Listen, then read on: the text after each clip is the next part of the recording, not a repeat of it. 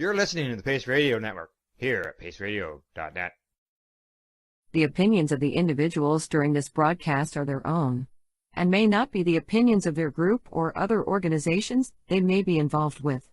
All medical advice during our broadcast is not a medical opinion and should be checked with your medical physician. Oh yeah, baby, that's lovely.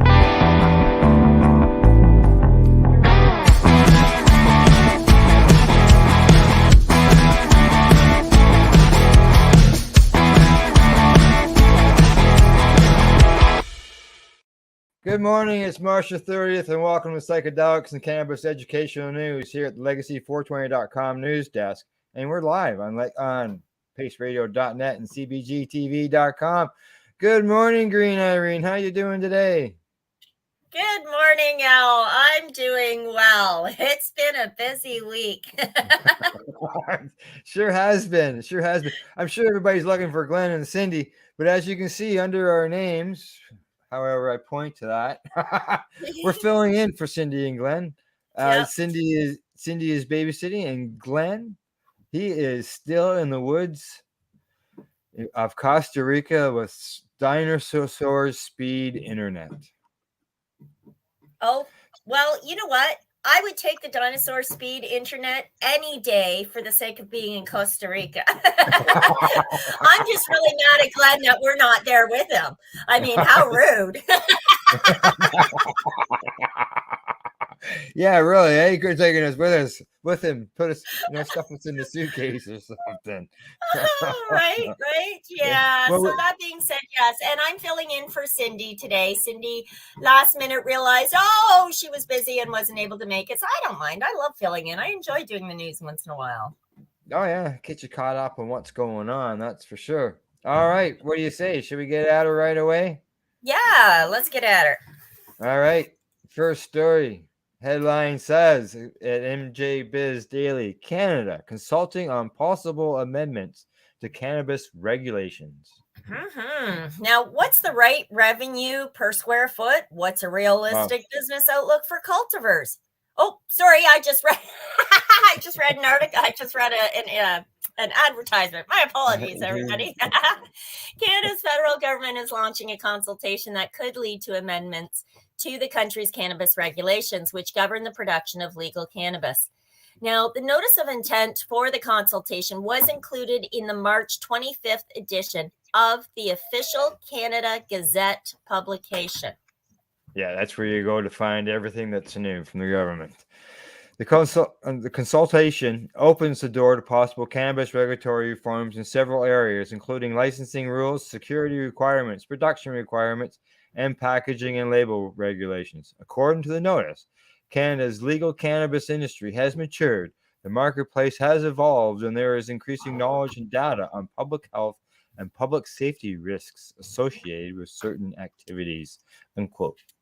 Oh, as a result, Health Canada recognizes there may be regulatory measures that could be made more efficient and streamlined without compromising the public health and safety objectives in the Cannabis Act. Now, it's unknown exactly how the cannabis regulations might be amended. However, the notice said Health Canada is interested in streamlining regulations, reducing inefficiencies, and reducing administrative and regulatory burdens where possible. Now, I don't know about you, Al, but I'm hoping that administrative burden isn't our medical. Yeah, really. Exactly. Good point. Possible regulatory changes would involve 5 priority areas, with Health Canada providing specific questions to prompt responses to the talks. So here you go. Licensing, according to the notice, Health Canada is considering tweaking its cannabis licensing regime. For example, the regulator is asking whether the licensing system could authorize new activities with cannabis that are not currently authorized, or whether certain activities could be accomplished without a license or a permit. Oh, I'd like to know what those activities are, but I bet you it's stuff like pressing and making our own concentrates. I bet you that's what that's all about. Now, personnel and physical security measures is another thing. The regulator seeks to feedback on whether personnel security requirements could be changed without increasing the risk of diversion or inversion of cannabis, or whether physical security rules could be changed without posing a risk to public safety. I suspect that that means, you know, when you go into a dispensary, there's always somebody in a security uniform at the door. Yeah. I'm Yeah, wondering and if it that's could be and it could be along the lines of LPs too, personal security requirements, because they have to check security on, you know, the licensed producers themselves. That's right. That's right. You So want yeah. Yeah. Cannabis production requirements. Health Canada has heard that there are product requirements that are more burdensome than those in analogous frameworks, such as those for medical devices or cosmetics.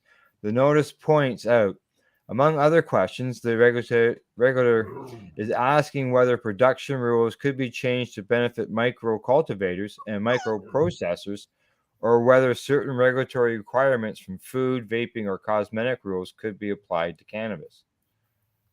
Huh. Well, cannabis packaging and labeling rules is another thing that they're looking at, thankfully. Health Canada is asking for feedback on whether packaging and labeling rules could be changed, such as removing some of the requirements to include certain information. I've got a lot of bitches and complaints about the packaging. Oh yeah, yeah, I'm sure you do. I know, I know. There's one product I tried to open one day, and I had to take scissors to it. It was that bad. Yeah, and it's not just that. It's there's all this government shit on the package. I don't even know what's in the package. I want to know what my terps are. I want to know what my content is. I don't give a shit about the Health Canada warning, and not to mention the fact that there's like 3 packages to get to one joint. You got to open 3 things. Now, when I'm fighting with you know, inflammation from arthritis in my hands and stuff, and all I want is a joint for relief, I'm not real happy about having to break through 3 different packages. I know exactly. Well, they go on to say that input received will ensure that regulatory amendments are formed by, in response to the public industry, other interested parties, and the public, according to the notice. This consultation period is open until May 24 weekend. And there we go.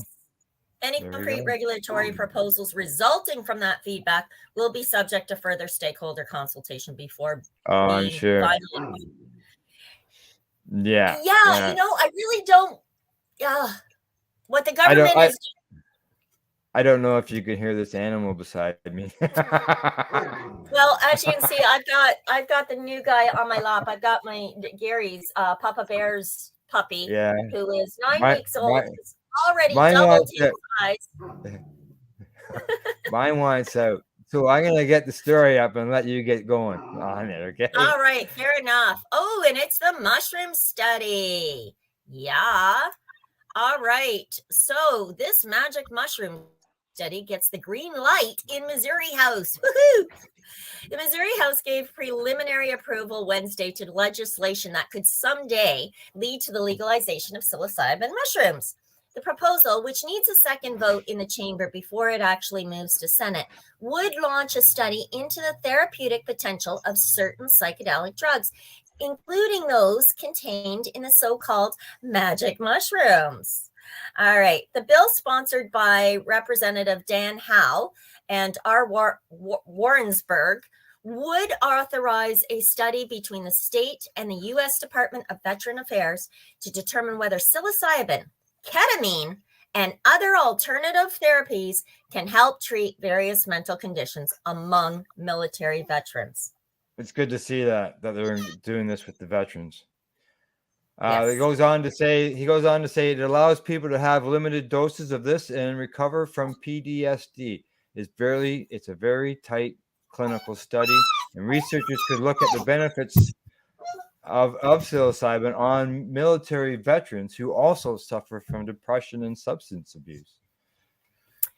It's wonderful. I do think that it's a positive thing for a veteran who is suffering from PTSD. If it helps one veteran, I think it's something that we ought to look at passing, said Representative Jerome Barnes in Kansas City.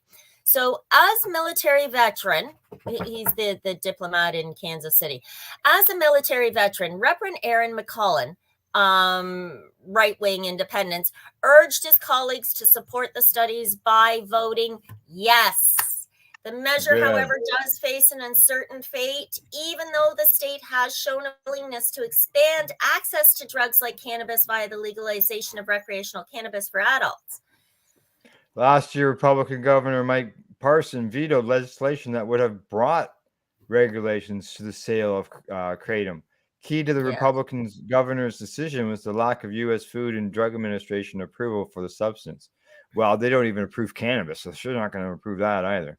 Right. Now, kratom is a plant that's grown in Southeast Asia that affects the same opiate brain receptors as morphine does. It's often used as a dietary supplement for pain relief and a natural alternative to treat opiate withdrawal, post-traumatic stress disorder, depression, and other health conditions.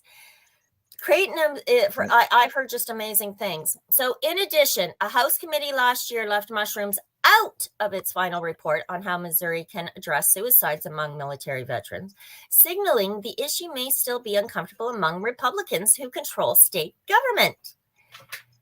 But Republican David Griffith, who chaired the committee, said stories told by veterans after they received the treatments convinced him to support the idea. This is something we need to open the door to, Griffin says.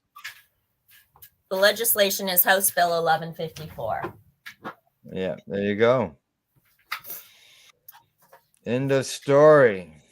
Yes. Yeah, that's good that they've brought that back in to have the study because, as you know, people were always saying, "Well, there's not enough studies, not enough studies." And do you know, it fascinates me, and I get it. There's not enough clinical studies. There's plenty of anecdotal evidence, which is why we've got these clinical studies starting. Now, curiously, you know that I live in research studies and notes. Like I love that stuff. If I can get into a school board, and get into their study reports and their documentation, I just love it. That's like heaven for me. And there is all kinds of just amazing stuff being done with ketamine, kratom, psilocybin, and the changes, the evolutionary changes and the quality of life that is returned to many patients after being involved in a clinical trial. It's just phenomenal. Like, it is such exciting news. We might get cute. We might have a good cutie society again that isn't broken and fractured. It would be so cool. So cool, exactly. All right, on to the next story. The headline here reads, Shoppers Drug Mart exiting medical cannabis. And this comes to us from the Hemp Gazette. Woo-hoo! We got them up. We got them up. Okay, sorry. When I saw Shoppers come on board, 5 years ago, I lost my freaking shit. After everything they did to criticize cannabis when they were the first ones on board, anyway, lost all respect and whatever was left. Anyways, after a bit over 4 years dispensing medical cannabis, bullshit, it's a little bit more than 4, it's more like 5 years. Shoppers Drug Mart has lined up a partner to take over this part of the business. Shoppers Drug Mart Inc. is a retail pharmacy chain headquartered in Toronto. It has close to 1,300 outlets in 10 provinces and 2 territories, and a significant online presence. Now, the firm applied. Go ahead. Okay, firm applied to Health Canada to become a licensed medical cannabis producer in October of 2016 and received Health Canada's approval in 2018. While it had no interest in producing medical cannabis, this license was required for mail order medical cannabis along with a sales license. Shoppers Drug Mart instead signed supply deals with various other licensed producers. With all its ducks all lined up, the company launched its online platform for the sale of medical cannabis in early 2019, starting with sales in Ontario and then expanding into other jurisdictions. The firm says it has supported tens of thousands of patients over the last 4 years to make assessing medical cannabis easier. But shoppers' time in this arena is drawing to a close. Thank God, because I've had horrible experiences with their staffing, and I'll come back to it.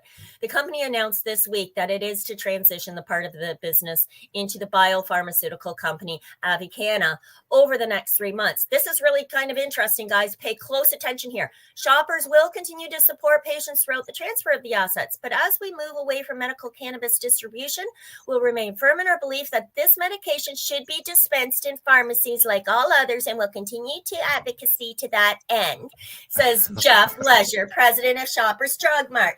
Jeff Leisure needs a shot of morality and humanity running through his veins. Because what I saw taking place with patients, I watched a patient standing there saying, here is my license, my prescription for medical cannabis. Yeah. And the pharmacist literally curled his nose up and said, you seem like a nice girl. Why would you want to do that?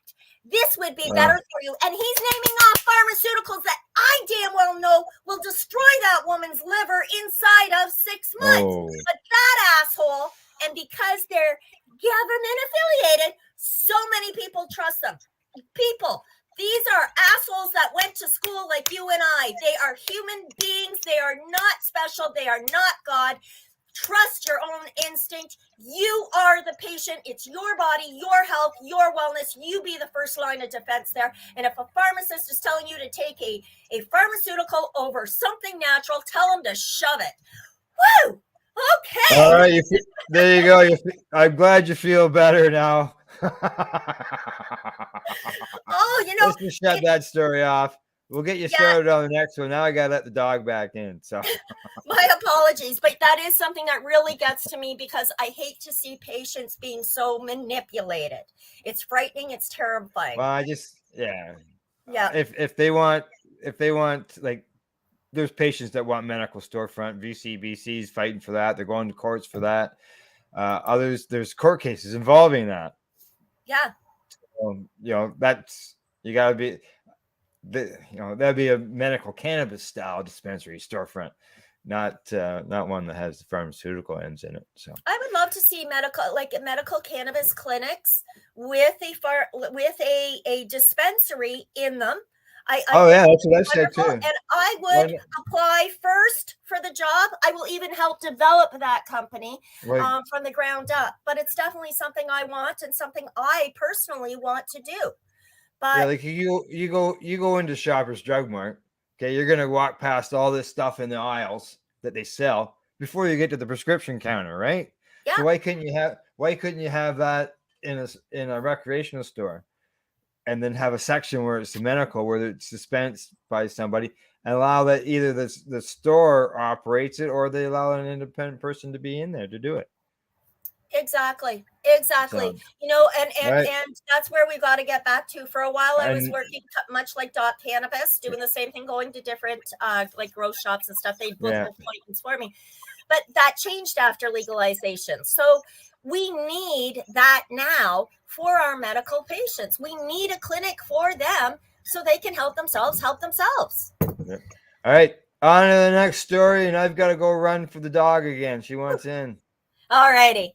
Hawaii Health Department says legalizing psychedelics is a more meaningful step than creating a study group. Woo, that's interesting. The Hawaii Department of Health, DOH, says that it would be prudent for the state to legalize certain psychedelics like psilocybin and MDMA to prepare for a likely federal policy change allowing their use for medical treatment. Now, at a hearing before the Senate Health and Human Services Committee last week, Doe testified on a pair of resolutions that call for the establishment of an advisory council to study and make recommendations on approving psychedelic medicines. Members of the panel ultimately deferred action on the legislation, but there are other psychedelic bills advancing in the legislature this session, including one to create an advisory council to look into the possible regulations to provide access to federal breakthrough therapies like psilocybin and MDMA. And during last week's Senate hearing, a DOH representative says that the department is neutral on the separate resolutions. being considered by the committee, adding that he didn't think the department would be appropriate body to oversee the proposed advisory council. He also said that it might not necessarily make sense to form such a council to advise on possible therapeutic uses for psilocybin and MDMA, given that the Federal Food and Drug Administration seems poised to authorize their use within a half a year after designating them as breakthrough therapies. So that being said, I can already predict one of the major findings of this report that this working group would produce, which is to deschedule these substances for licensed prescribers in Hawaii. He says, doing so would be a much more meaningful action than a working group. Mm-hmm. Yeah, descheduling would allow medical professionals to openly discuss their experiences and their practices, and the market will respond, the health department official said. Just deschedule it. That will accelerate the community conversation because it will be in people's hands. People will see the cause and effects of them and will propel this discussion further than a working group studying related research. Yes. Similarly, written testimony from the department says that the quickest way to bring these promising substances to patients is to enact a bill that deschedule them. This would provoke a more meaningful community conversation on access than a working group, since it would produce genuine action, the submission says. At the hearing, the representative also noted that DOH is supporting the separate House passed bill from Rep. Adrian Tam that cleared the Senate Health and Human Services Committee just last week. Separately, the Governor's Office of Wellness and Resilience submitted written testimony in support of the resolutions being considered at Friday's hearing. Research being conducted on the use of alternative therapies to treat mental health disorders has shown promising outcomes, it said. Having the discussion in our state will assist in making data-informed decisions on how we should address and resource attention on complex social issues like mental health. This advisory council can provide an ongoing venue to have a continuous conversation so that when new therapies become known, the review of literature can occur through this mechanism and issues don't go unaddressed. As negative impacts of the COVID-19 pandemic continue to show up in our daily lives, promising interventions for mental health disorders should be included in conversations relating to the trauma, the office argued. Meanwhile, a House Senate passed bill to legalize cannabis has stalled out in the House for the year, but advocates are shifting focus in 2024, hoping to enact the reform in the second half of the 2-year legislation session. So there we are. We're switching into cannabis now. Legislation from Senator Joy San. Oh, I'm not going to get that one right. Cleared the Senate earlier this year, and hopes were high that it make it through the House as well, but a hearing wasn't scheduled before a deadline for bills that would have referred to 3 or more committees, meaning it will need to wait until next year to potentially advance further. That yes. sucks. Legislators have worked to enact legalization in the Aloha state over several sessions, but while the reform was approved in the Senate in 2021, it stalled after failing to proceed past a House committee by a key deadline. Advocates struggled under the former Democratic governor, Dave Ige, who has resisted legalization, in part because he said he was reluctant to pass something that conflicts with federal law. That's despite the fact that Hawaii has a medical marijuana system that allows people to grow and sell cannabis in contravention of the broad federal prohibition. But now that Governor Josh Green has been sworn in, activists are feeling emboldened. He said in November that he'd sign a bill to legalize cannabis for adults and already has ideas about how tax revenue from cannabis sales could be utilized. Good. Hopefully they get it. Hopefully they don't have to wait till next year. That's not good. I don't know if you guys can hear this or not, and I do apologize if you can, but I'm finding it very distracting. Puppy is sleeping now at my feet. He's done his little bouncing around. He's sleeping at my feet now. Do I hear him snoring? He's snoring. Yeah, I just not a problem. I didn't hear it until you started to ask about it. And he's going to take away the freaking curtains. He's got the curtains doing this. He's got a Fred Flintstone snore on him. Good.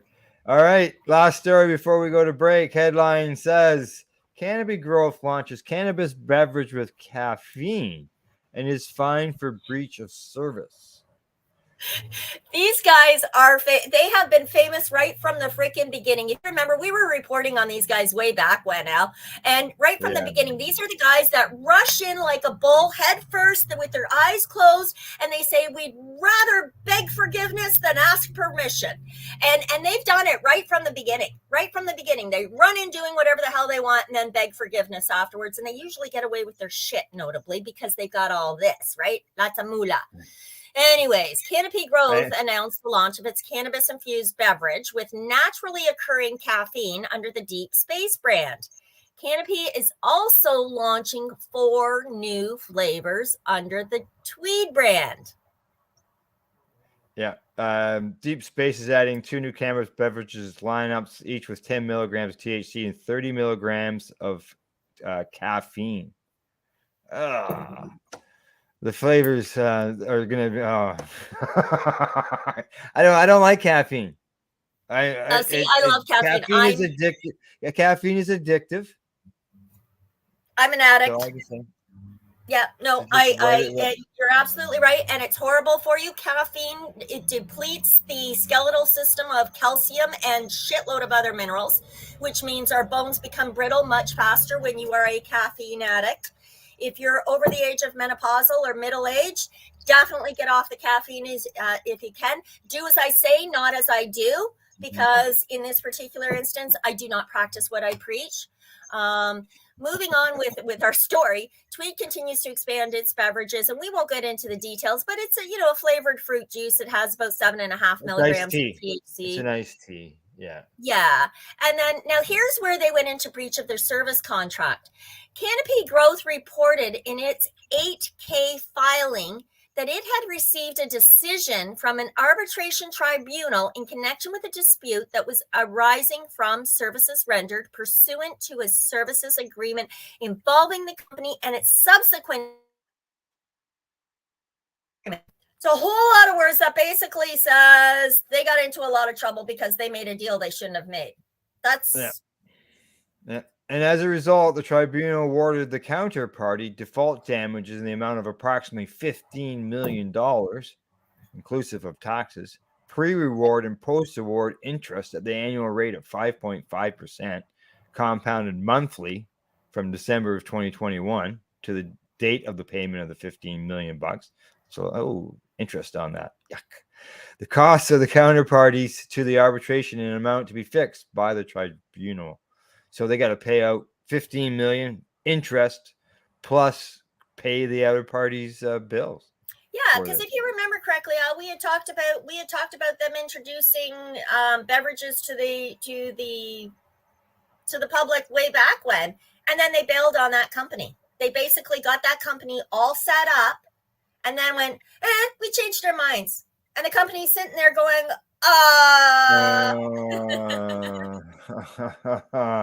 All right. Well, that story is over and done. We got a message. Paul says hello. Hello, Paul. Good to hear from you. Yes, we will definitely be back right after break, but I think it's break time now, right? I need to medicate. In case you guys didn't know, I just got really high strung there on that whole medical part. Yeah, you've done that twice in this first half, so let's. You better get medicated. All right, Green and Irene, I'll be right back after our joint session. You're watching Psychedelics and Cannabis Educational News. We are people advocating cannabis education here at paceradio.net. Enjoy the buzz of legalization with Campbellford Lifestyle Shop. From lights to plant nutrients, books, consumption accessories, and more, we've got all your basics to grow or consume cannabis. Visit our info center or take a look at our piercing services and body jewelry, now available in-store through Campbellford Lifestyle Shop, 17 Bridge Street West, Campbellford. Pace Radio is the people advocating cannabis education radio network. Are you a cannabis content creator? Are you looking for a place to have your content seen?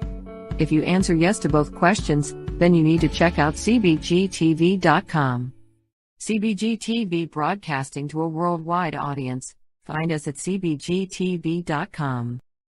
Are you watching television on Roku, Fire, maybe an Apple TV or even Chromecast? If you are, then download the Boxcast app and search for CBG TV.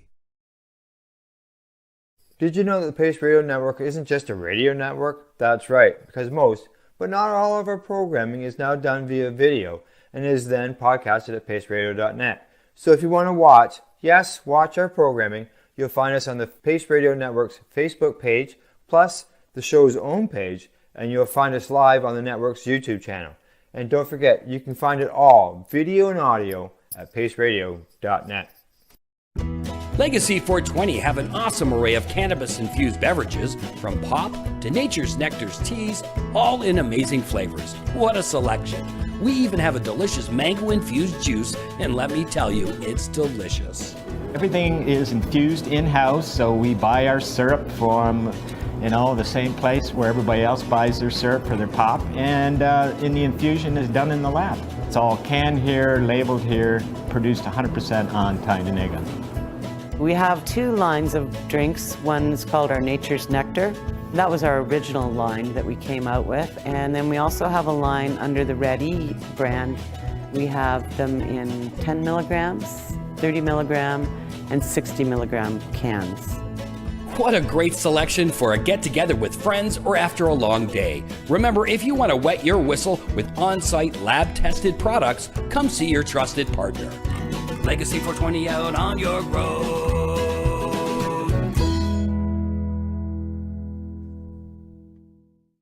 You're listening to the Pace Radio Network here at paceradio.net. Hey, Back, and Al. you're watching Psychedelics and Cannabis Educational News here at paceradio.net and cbgtv.com. And I should let you know, Irene, we got some messages over break. We got one here from Justin. He's Justin Jenkins. He says, hello, Justin. And you remember I said Paul Go, said hello. He's got a question for us. And he's asked, can I work as a cannabis cultivator in your country? This is my passion, and I'm from the Philippines. And then he says, this is my dream to become a cannabis cultivator. I've been cultivating here in the Philippines, even if it's illegal here. So I want to find a job about cannabis in other countries to improve my skills. Well, first, I want to say the fact that you are currently producing and you are in the Philippines and the fact that it is terribly illegal there, Paul, stop telling people. Shut up. Information is power. And unless you want to find out what the criminal justice system is in your country, I suggest you close those lists and pretend you know nothing. Yes, you can. But otherwise, he would have to move to Canada. He could move to Canada, and he could, once he got some type of, what do you get, the immigration visas or whatever, and the rights to be able to work here, then he could get a job at a licensed producer if he could apply for one. And LPs are always looking for cultivators.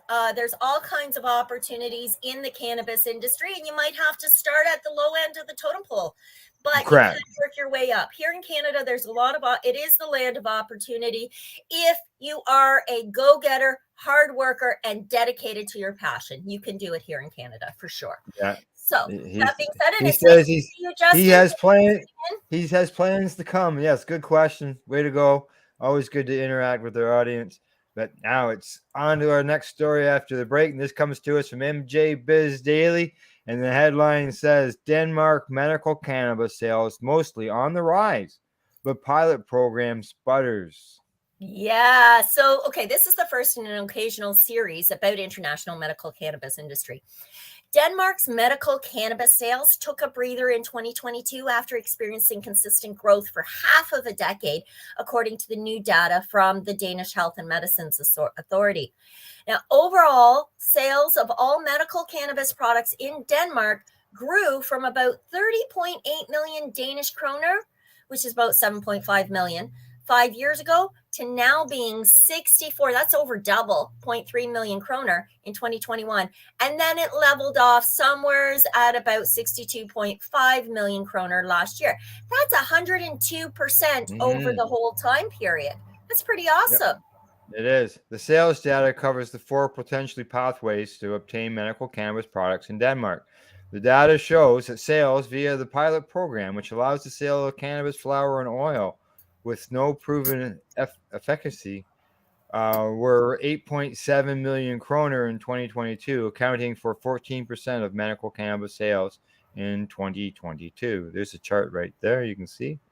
Right. Consistent with previous MJ Biz daily reporting, sales outside the pilot program continue to account for the vast majority of medical cannabis products shipped in Denmark last year. Yes. The category of magistral preparations, which are prepared in pharmacy and included isolated THC and or CBD, accounted for 25.5 million kroner last year, or approximately 40% of all the sales. Sales in 2022 of the categories of finished pharmaceutical products with and without marketing authorization were 24.2 million kroner, 4.1 million kroner, respectively. Now, this data is a reminder for international companies that Europe's medical cannabis industry tends to be more pharmaceutical and efficacy oriented, whereas in North America, the medical cannabis industry, including government regulations, tends to prioritize access and economic opportunity. And according to Jip Krog Rasmussen, that's Al, you didn't get that out right.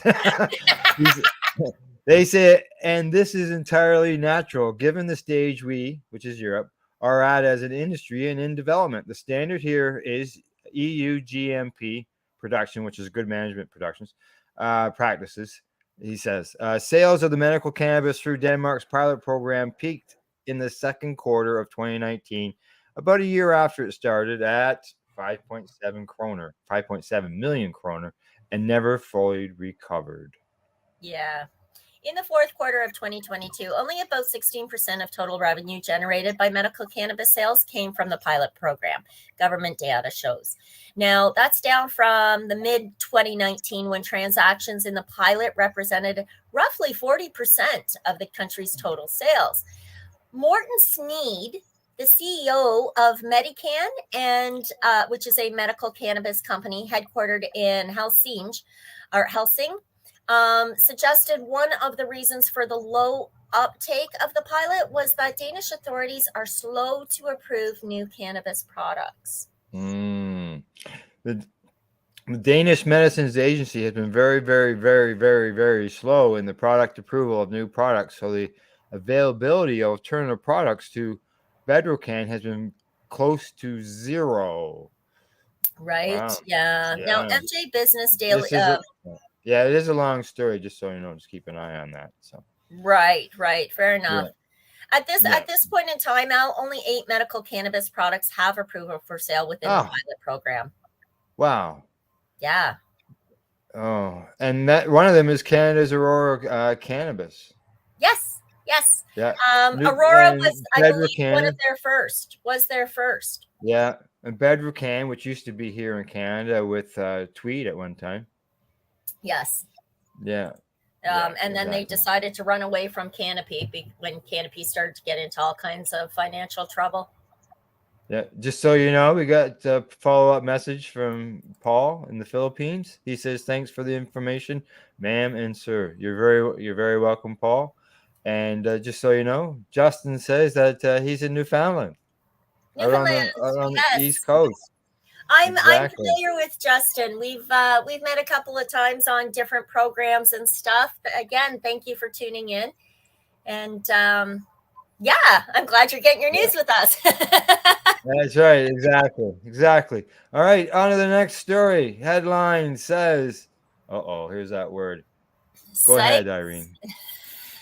Psycheceutical. So basically, psycheceutical, what it means is they've taken 2 words and combined them together. So yeah, that's what it looks like to me. They're using psychedelics and pharmaceuticals, and they combined it as one. So the Psycheceutical hosts MAPS, which I'll come back to. MAPS is an acronym. Founder and psychedelic industry leader Rick Doblin is at its drug development lab.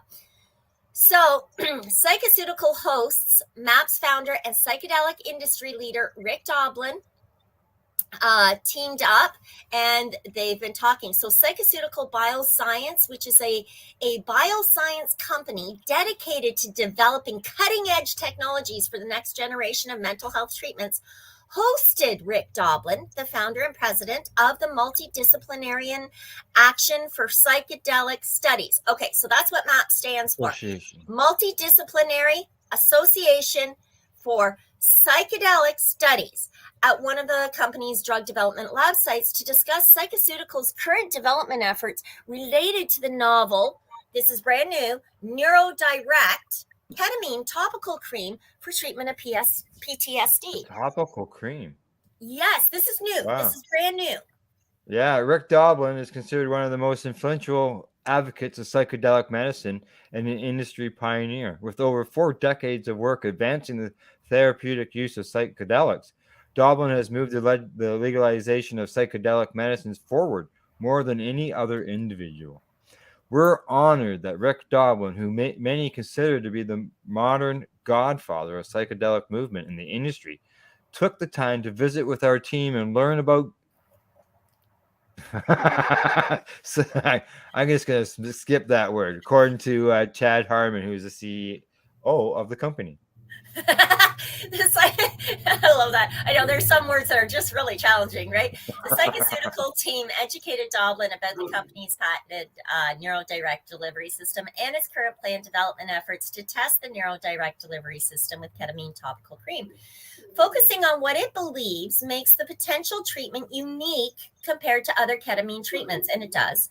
Preclinical study results have Psycheceutical excited that its NeuroDirect delivery system could improve the mental health treatments by potentially delivering psychedelic medicines safely and effectively without hallucinogenic effects and reduced side effects and toxicities. According to Rick himself, he says that I enjoyed visiting Psycheceutical labs and meeting some of the team behind the NeuroDirect ketamine cream. I've been working in psychedelics for more than 40 years, and it's rare for me to come across something unique like the NeuroDirect topical cream that is currently being developed. I'm laughing at my dog. By Psycheceutical with goal of delivering a psychedelic compound without the psychedelic effects or negative side effects. Right. The teams also discussed Psycheceutical's plans to begin clinical trials in the second quarter for its NeuroDirect ketamine topical cream as a treatment for PTSD. The novel topical cream has already shown positive preclinical results as seen in observational data that was published in March 2023 issue of the Drug Development and Delivery Journal.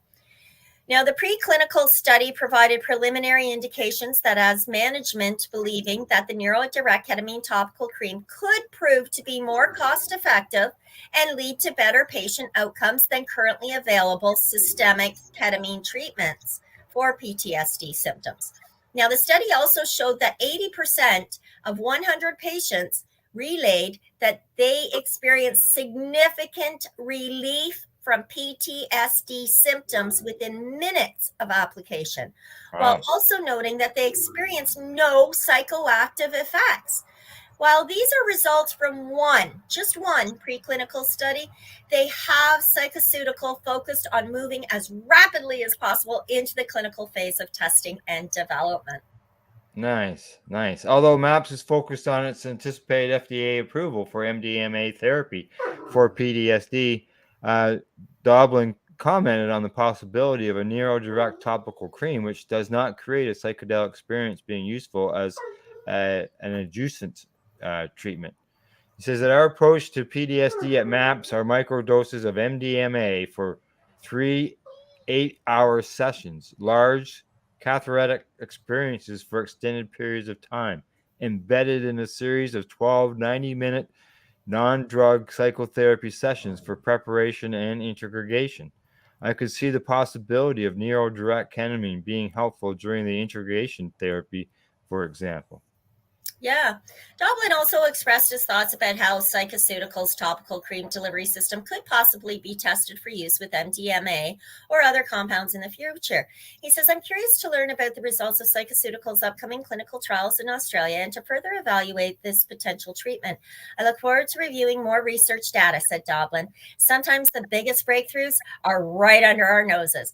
So this article, again, Al, is actually quite long, and it goes on It to is. We're not even. what this actually is. It tells about the bioscience company and what some of their forward-looking stuff is. Definitely, if you get a chance, if you're out there and you're someone who's interested in this, definitely check out this article. It was done by Globe Newswire, and just use the headline that we named off earlier. I forget what the headline was. What was it? Psycheceutical hosts MAPS. Put in those two words or the word MAPS with Doblin, and you'll find all the information that you need related to this article. Very, very interesting developments. For sure. On to the next story. Headline says, this is from Entrepreneur. Ben & Jerry's co-founder launches non-profit cannabis brand. Okay, I got really excited because I saw Ben & Jerry's and instantly my mouth watered, like thinking of their ice cream, Ice cream. Right? So right. Ben Cohen has launched a cannabis brand called Ben's Best Bins, or B3, and the company's profits will be used for social benefit, according to a Fast Company report. The product line includes low THC products, including pre-rolls and vape options. Yep. B3 is registered nonprofit, and 80% of the company's profits will be administered in partnership with New Project as grants to Black cannabis entrepreneurs. Another 10% will go to the Last Prisoner Project, and 10% will be donated to the Vermont Racial Justice Alliance. The company's stated missions is sell great pot and use the power of business to right the wrongs of the war on drugs. I freaking love that. Nice statement. Freaking love that. That's so beautiful. Okay, but let's see how it plays out, right? Okay, the product packaging features quotes by abolitionist Angela Davis and the late former president of South Africa, Nelson Mandela. The brand's packaging art was designed by Dana Robinson, whose ebony reprinted series recontextualizes the 1950s and 60s ads from the magazine. Robinson created a new piece for the brand, recontextualizing an old suit ad from the magazine that was set in an ice cream parlor. I think this is really cool to see what these guys are doing and how they're doing it. To like, take the... I don't know of any cannabis company that has a nonprofit line where 80% of the profits go out to help support the community like that. That's amazingly huge. That is amazingly huge. 80% of your profits is phenomenal. That's I mean, everybody's working for a passion. And they're just basically covering their costs if they're just keeping 20%. And for that, I tip my hat. Yes. I really do. Now, just so you know, we got another message here from Paul. He said psilocybin and DMT is the best for a spiritual journey for him. I'm taking this 2-spirit molecule for almost 8 years. Best if you want to reset your life. Absolutely. Yeah. Combine that with a little bit of self-hypnosis or guided meditation, Paul, and you may find yourself opening doors to realms of reality that you never knew existed. I'm not laughing at you. I'm laughing at the comment that just came in. It came in for Glenn Prentice, who I'm filling in for today. And Glenn says, hi, guys. Just wanted to let you know that you are both invited to come to Costa Rica and you can stay for free with us. There you go. Glenn, if you had said that to me a week ago, I'd already be there. I'm not kidding you. But thank you. Thank you very kindly. All right. I'll be checking out the price of a plane fare to Costa Rica. Road trip over. Oh yeah. It'll be a company trip, and we'll have to get the company to pay for it. So that ain't gonna happen. All right. Under next story, headline says Washington House panel amends psilocybin research bill to add patient access provisions back in. Bravo, They took it out right? and brought it Yeah. back, so that's good. Exactly. Yes, this is wonderful news. A House committee in Washington state has amended and approved a psilocybin bill that inserts some therapeutic access provisions back into the legislation after the Senate had stripped it down to focus on research only. The amendment from Representative Nicole Marcy was approved on a voice vote Wednesday by the House Health Care and Wellness Committee. The panel went to approve the amended bill on a bipartisan 13-4 vote. 3 of the panel's 7 Republican members, as well as all 10 Democrats, ultimately supported the psilocybin measure. The bill as it stands takes very thoughtful steps towards a way that we, as a state, can consider regulatory framework, Marcy says before the vote. I think that the advisory group will come back with recommendations to the legislator next session, and that, with this pilot that we have added to it, can gain more insight into the applicability of this service. You know, this bill started out in the Senate in a far more ambitious way, she added. Yeah.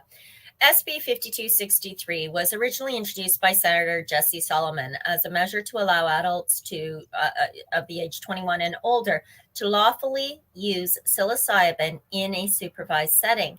But those provisions were gutted by a Senate committee in February that approved a hasty substitute bill from another Democrat senator, Karen Kaiser.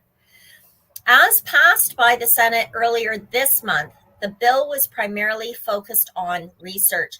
It would create a number of bodies tasked generally with reviewing available scientific evidence and regulatory options around psilocybin, then providing recommendations to lawmakers. Critics complained the watered-down measure duplicated existing review efforts and failed to address what they described as an immediate need for safe access. Yes. Marcy's amendments nudges the measure back towards more immediate legal access, at least slightly, they say. She goes on to say, I thought we heard incredibly compelling testimony during the hearing about the potential benefits of psilocybin services, particularly as they apply to people who have experienced trauma or depression that is difficult to treat. Yes. The panel approved 2 separate amendments from Marcy before advancing the bill. The first change adjusts the makeup of a proposed psilocybin advisory board to include 2 more individuals, a military veteran or veterans representative, as well as someone who's a social worker, mental health counselor, or marriage and family therapist. There you so go. They're trying to get a decent board together, right? Yeah. Thanks, Glenn. Oh, thanks, Glenn. Appreciate that. Okay, just so you know, everybody sees that. Glenn says, great show, guys. Yeah, well, that's why we're thanking Glenn. That and our invite to Costa Rica, of course. Invite to head down there. That's right. Exactly.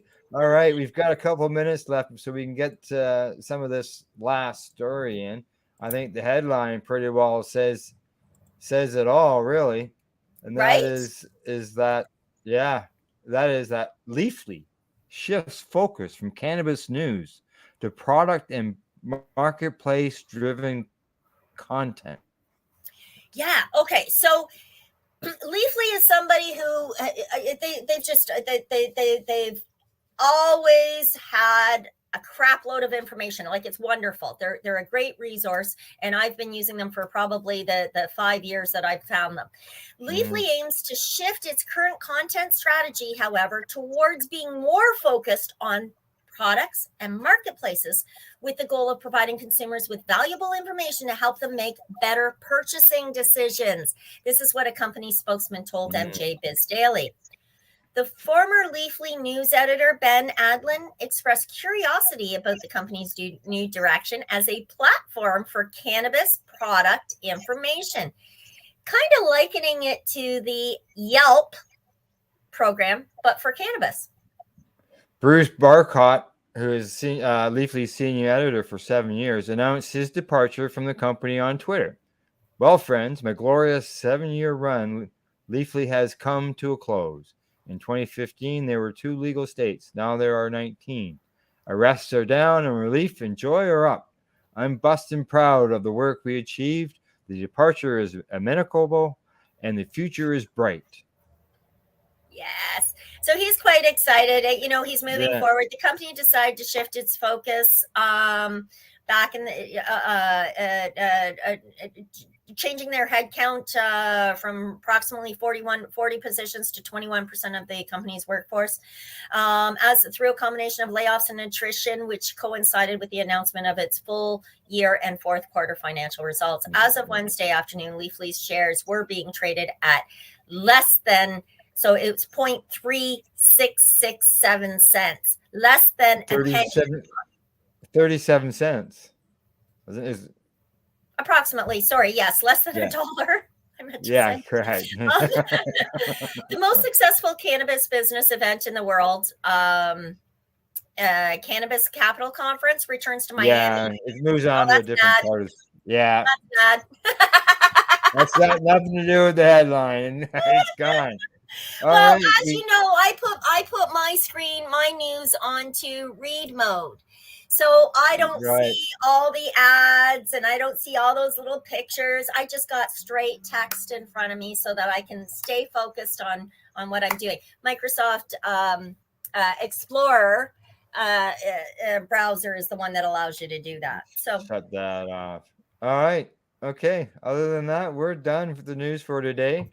You can catch Green Irene tomorrow, Battle Strategies at noon. But I think now she's got some nails to do. Yes, I'm off to do a beautiful set of nails for one of my nail clients. She's looking at getting a French done. We're going to do French acrylics. So, and then I'm coming back to build more jewelry. If you haven't checked out my website, it's finally up and operational with an online store. All right, good stuff. All right, well, we've got to go. We got to watch the time. Yes. And I got to go check the grandson. So. Thank you, everybody, for tuning in. Be happy, get healthy, and stay strong. Keep lit. Exactly. That's right. That's a report for March the 30th from the Legacy420.com news desk. Thanks to our buds at the Campbellford Lifestyle Shop. There's their hat. We've got your bongs and dongs. I want a T-shirt. They got lots of them. Okay, in closing, I'd like to say thank you to watching. Thanks to Legacy 420. And thank you to everybody else. And don't forget to educate, medicate, and do not incarcerate. Talk to you later. Bye-bye. Cheers, everybody. You're listening to the Pace Radio Network here at paceradio.net. The opinions of the individuals during this broadcast are their own and may not be the opinions of their group or other organizations they may be involved with. All medical advice during our broadcast is not a medical opinion and should be checked with your medical physician. When you have a pain that's reached its peak, Legacy for 20, it's so unique. If organic cannabis is what you seek, here's your trusted partner 7 days a week. Suppository salves, vapes and drops, topicals, edibles, infused pop. Just when life seems like it ain't easy at Legacy 420, enjoy a pop freezy. Lab tested products, make them the GOAT. Legacy 420 out on your road. Legacy 420 in Tyndonega Mohawk territory. Indigenous organic cannabis at its finest. What do you find at paceradio.net? People advocating cannabis education. Enjoy the buzz of legalization with Campbellford Lifestyle Shop. From lights to plant nutrients, books, consumption accessories, and more, we've got all your basics to grow or consume cannabis. Visit our info center or take a look at our piercing services and body jewelry, now available in-store through Campbellford Lifestyle Shop, 17 Bridge Street West, Campbellford. Are you a cannabis content creator? Are you looking for a place to have your content seen? If you answer yes to both questions, then you need to check out cbgtv.com. CBG TV broadcasting to a worldwide audience. Find us at cbgtv.com. We are people advocating cannabis education here at paceradio.net.